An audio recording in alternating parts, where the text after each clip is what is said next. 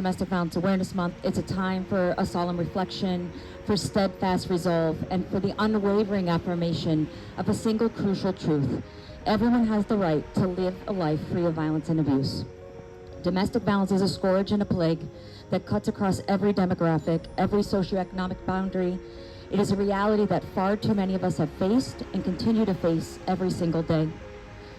I want the survivors to know that we see you, we hear you, and that your stories matter, and that's why we're here today. They are the very reason that we gather. They're the very reason that we hold each other accountable. Because far too long, the voices of those who have endured the unimaginable have been silenced. It's time to center your strength, your resilience, and your light, because we see you. Healing is not a race, it's a journey, and it is a journey. See, I never take notes, you know that. If you know me, you know I don't take notes, but I didn't want to forget any. Thank you. It is a journey that no one should have to walk alone. So let us pledge, all of us today that spoke, all of us here, to hold space with those who need to heal. Let us not offer any empty platitudes, but the steadfast drumbeat of unwavering support. But as we hold space for healing, as we lift up voices and power of survivors, let us not forget the responsibility for abuse lies squarely on the abuser. It is a choice, a cruel and excusable choice, made by one person to exert control and to inflict pain. And it is a choice that is all too often enabled, all too often masked by systems that are meant to protect.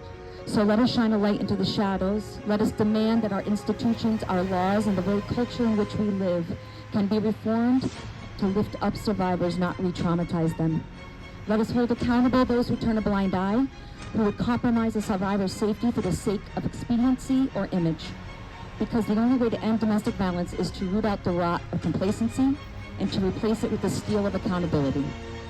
Let us commit to passing Kira's law, aimed at prioritizing child safety in New York, child safety and custody visitations. It's a no-brainer. It's a bipartisan conversation to move laws that protect and enhance children that don't have to be around individuals who choose to use abusive behaviors.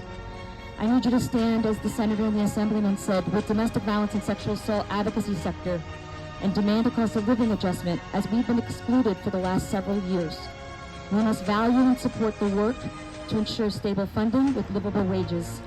In a field that's overwhelmingly represented by women in the LGBTQ community and victims and survivors, we need to ensure that the system and those working within the system are accountable for supporting victims and survivors and the fearless advocates that walk beside them every single day.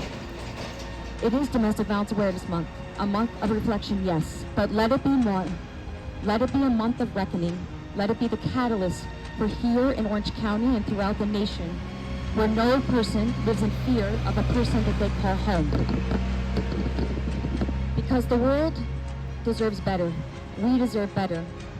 It's the world the survivors deserve. And that is a world that we have to build together with every step forward, with every voice raised, and with every abuser held accountable.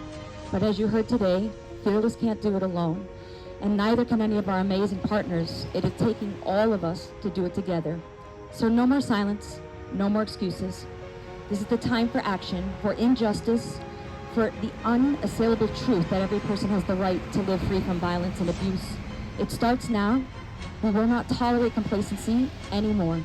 It starts with each of us, with every choice we make, with every vow we take to hold space, to hold accountable, and to uplift survivors who are the very heart of this movement, whose shirts are here today, who many of us have to walk by and reflect on the fact that there have been 36 women murdered since 2004 in this community. This is Domestic Violence Awareness Month. Let it be your collective battle cry, a promise that together we will build a world where no one lives in fear of the person they love, because that is the only acceptable world moving forward. It is the only just world, and it is the world that awaits us, if only we are all fearless enough to build it together.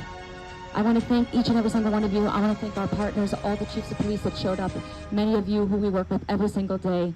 And I certainly want to extend a heartfelt thank to the incredible staff at Fearless, because the truth is they're the ones doing the work.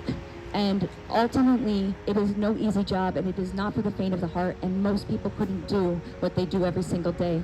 So I want to thank the Fearless staff. Please walk the line. Please honor victims and survivors. And those of you who are here today, please stay for a photo. And thank you very, very much for coming.